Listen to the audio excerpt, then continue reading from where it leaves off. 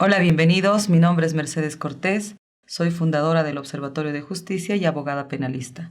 En esta oportunidad voy a hablarles acerca de los antecedentes de la Ley 348. ¿Qué quiere decir? Que justamente antes de la vigencia de la Ley 348 se encontraba en vigencia la Ley 1674, una ley que sancionaba la violencia a las mujeres de forma administrativa en el ámbito familiar y no así como ahora en el ámbito penal. En aquel tiempo, cuando justamente estaba en vigencia la Ley 1674, las mujeres que sufrían violencia tenían que acudir a una oficina policial denominada Brigada de Protección a la Familia. Era común ver mujeres funcionarias y era realmente la excepción ver un varón, por ejemplo, tan solamente ejerciendo como chofer. En este tiempo, la mujer denunciaba la violencia y era la funcionaria policial quien, desde su perspectiva personal, juzgaba a la mujer y exigía escuchar la contraparte del agresor.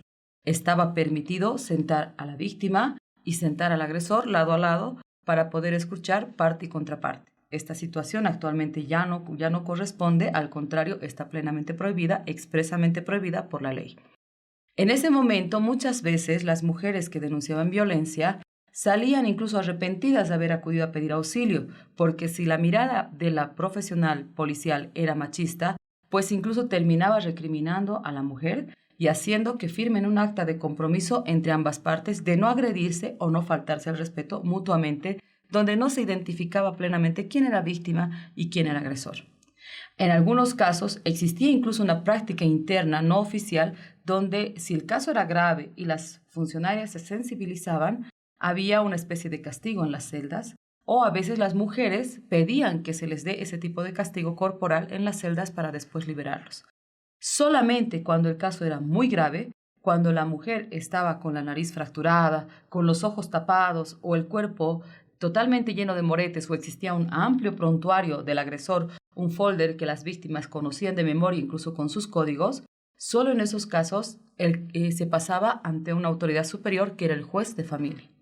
Ante el juez de familia solo podían asistir la parte, es decir, la víctima, y la contraparte, que sería el agresor.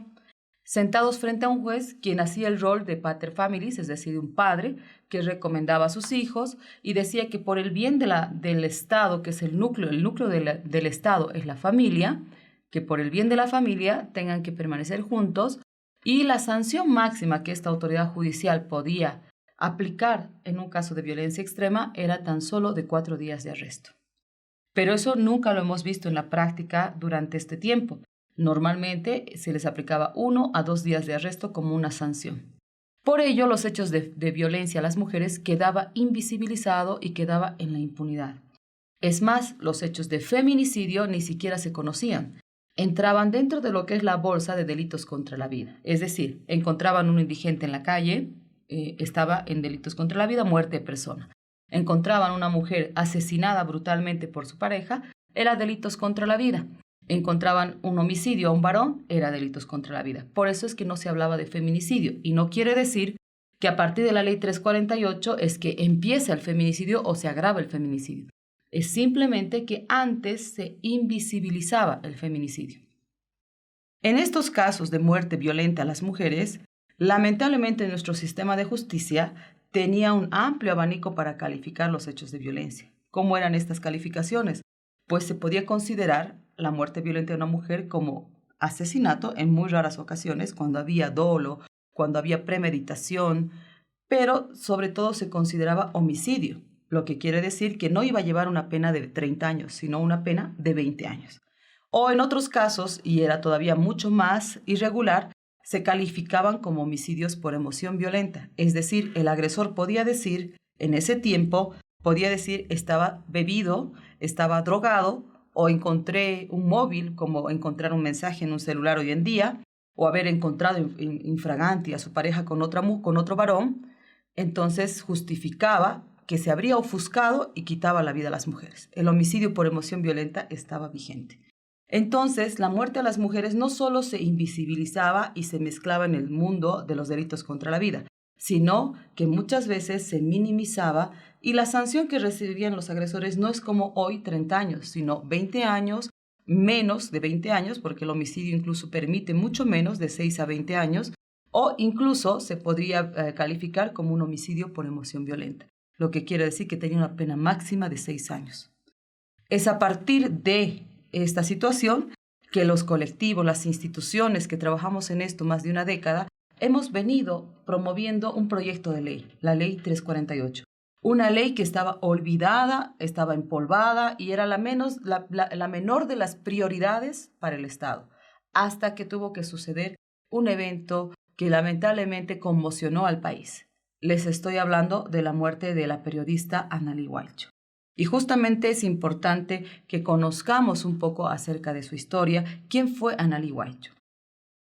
Analí Guaycho era una periodista, era cinturón negro en artes marciales. Ni eso ha servido para que su esposo no la mate. Su esposo era un oficial policial de alto grado. Lamentablemente en ese tiempo trabajaba muy cercano al gobierno y tenía mucha influencia. Su muerte, es decir, la muerte de Analí Guaycho, ha promovido la promulgación de la Ley 348 el año 2013. Y conociendo un poco lo que son los antecedentes, vamos a poder ver. Se los voy a leer. Dice: su amiga y colega Jenny Osinaga lo sabía todo. Yo le acompañé a hacer una denuncia al Comando General de la Policía cuando ya había las primeras agresiones. Recuerda, al principio, Analí no se animaba a denunciar los golpes y abusos que sufría, pero decidió dar ese paso el día que su esposo la encerró junto a su hijo en un carro para luego echar gas lacrimógeno adentro. La última vez que se les vio juntos fue la tarde de ese feriado de carnaval. Analí había planeado ir al cine con su familia, pero su esposo rechazó la propuesta. Se quedaron en casa y un vecino los vio jugar con agua.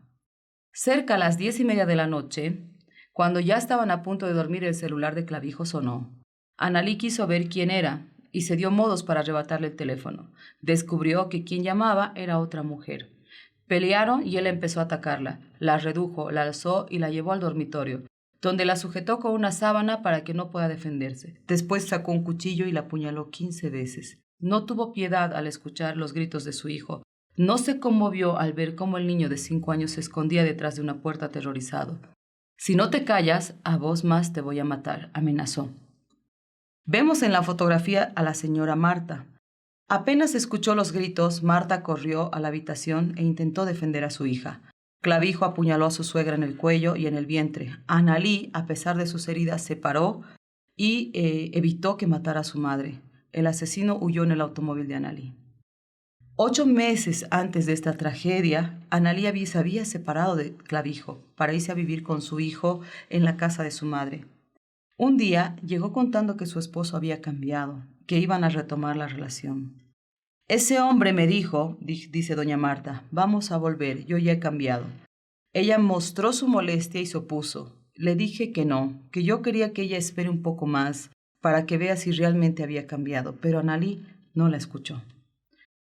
Justicia solo habrá cuando las mujeres logren salir de los círculos de violencia, cuando dejen de tener miedo a emprender solas y a seguir su camino solas, o cuando dejen de pensar en el qué dirán o dejen de esperar un cambio que nunca va a llegar. Es lamentable la historia de Analí, pero nos podemos dar cuenta incluso en esta historia que no existe un prototipo de víctima. Una víctima perfecta no es aquella que no sabe leer, escribir, que tiene 5 o 6 hijos, que depende económicamente del agresor o que no tiene una profesión. Nos damos cuenta que la violencia no discrimina. Entonces, justamente estamos hablando de 2 profesionales, se desempolva la Ley 348 y se la aprueba el 9 de marzo de 2013.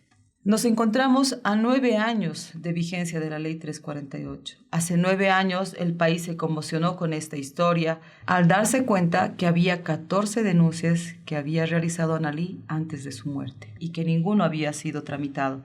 Al darse cuenta de la gran impunidad que existía en nuestro país y sobre todo de esto que les hablé, la minimización de los casos y sobre todo el olvido de los casos de violencia a las mujeres y esta falta de protección oportuna ante feminicidios anunciados. Es así de que la Ley 348, una vez que se promulga, hoy tenemos a 9 años voces en contra, que dicen que esta ley es una ley extremista, que es una ley que solamente protege a las mujeres, y siempre vamos a escuchar en todos los espacios públicos, ¿por qué no hay una ley para proteger a los varones? Está claro que en Bolivia y en todo el mundo, las mujeres somos un grupo vulnerable. Y no porque lo diga yo o porque lo digan los tratados internacionales, es porque venimos y hemos sido educados en una cultura patriarcal, en una cultura machista. Las leyes han sido creadas por hombres, las guerras son creadas por hombres, las violaciones las ejercen en su gran mayoría, si no decir en todos los hombres, y los feminicidios también. No es lo mismo que una mujer salga a tomar, beber, bailar y aparezca violada, descuartizada, asesinada de la peor manera, que lo haga un varón. Un varón cuando sale a hacer exactamente lo mismo aparece durmiendo en la calle, a lo mucho sin un par de zapatos y sin su billetera. No pueden decirnos a nosotras que tenemos 3 jornadas de trabajo, que salimos muchas mujeres hoy en día profesionales a cumplir un rol afuera, tenemos que llegar a casa y cumplir el rol adentro. Porque de lo contrario no se juzga al varón si es bueno o mal padre por hacer las tareas de casa, pero sí se dice que una mujer es mala madre cuando no cumple los deberes de casa, es decir, no atiende a sus hijos, no limpia la casa, no cocina, no atiende a su marido. Seguimos pensando en esto e incluso la misma sociedad se ha vuelto cómplice, hombres y mujeres. Seguimos minimizando la violencia de las mujeres, justificando la violencia de las mujeres. ¿Cuántas mujeres de todos los feminicidios desde la vigencia de la 2013 han sido asesinadas por un mensaje de texto mal interpretado, por una fotografía vista en un celular, por una llamada recibida, es decir, por una aparente infidelidad nunca comprobada? ¿Cuántas han sido asesinadas? Y preguntaremos, ¿cuántos varones han sido asesinados en las mismas condiciones? Y nos daremos cuenta que ninguno, porque las mujeres no tenemos ese sentimiento de que es mi propiedad, es mío o no es de nadie, yo decido hasta cuándo va a vivir, si ella no quiere seguir conmigo, bueno, no va a continuar con nadie y voy a acabar con su vida. El feminicidio es un crimen de odio, es un crimen de sometimiento, es un crimen que obviamente se da en la mente machista de los hombres. Y el detonante puede ser el alcohol, pueden ser los celos, que en otras palabras es el justificativo para lo que ellos están haciendo. Pero en ninguna circunstancia las mujeres cometemos ese tipo de delitos. La violencia intrafamiliar a las mujeres es algo similar. El sometimiento a las mujeres, el querer educar, corregir o amar con violencia es algo muy natural en los hombres y no ocurre lo mismo con las mujeres.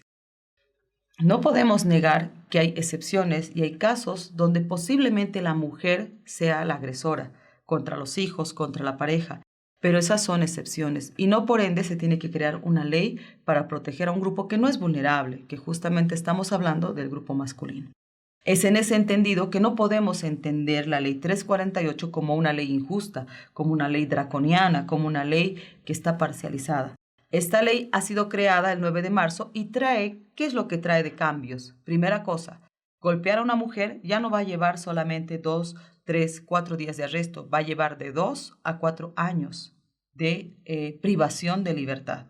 Ya no se va a solucionar en la vía administrativa, es decir, en la Brigada de Protección a la Familia. Ahora se llama Fuerza Especial de Lucha contra la Violencia. Ya no se va a solucionar en este ámbito o con un juez de familia, sino en el ámbito penal. Y este funcionario policial, a diferencia del anterior, está prohibido de hacer una pregunta, el por qué. ¿Por qué te ha golpeado? Porque justamente nada justifica la violencia. Entonces, una mujer que viene a denunciar, su testimonio tiene carácter de verdad, merece esa presunción de credibilidad.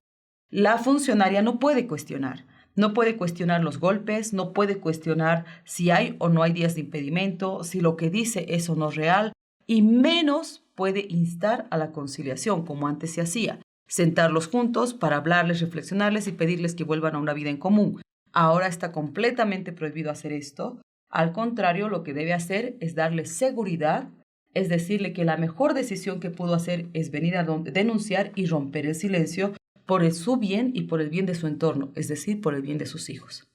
No puede entrar más allá de apreciaciones subjetivas. Por ejemplo, decirle, ¿y qué vas a hacer con las deudas? ¿Y de qué los vas a mantener? Pensalo bien, vas a perjudicar a tu marido.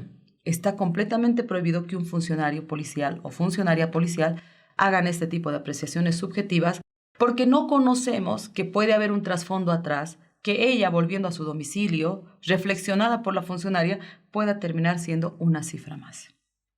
Estamos hablando que es sumamente importante creer en la víctima, aperturar de oficio y continuar el procesamiento penal, pues este agresor se verá obligado a tener que contratar un abogado penalista para su defensa. De lo contrario, el Estado le va a asignar uno. Pero ya no es tan ligero como una falta administrativa. es un proceso penal al final de cuentas.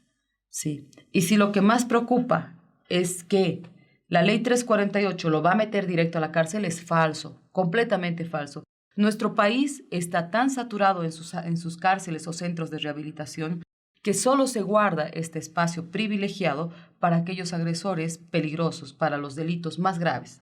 Es una pirámide la justicia donde lamentablemente en la punta están los feminicidas, los violadores y también un poquito más abajo los que han realizado tentativas de feminicidio, es decir, han querido matar a una mujer pero han sido interrumpidos o esa mujer se ha salvado de milagro.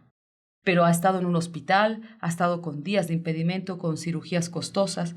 Es hasta ahí donde mira la justicia y donde reserva ese lugar privilegiado de la detención preventiva para ellos. De esta pirámide, de esta parte para abajo, lamentablemente son miles de mujeres que están peregrinando por justicia.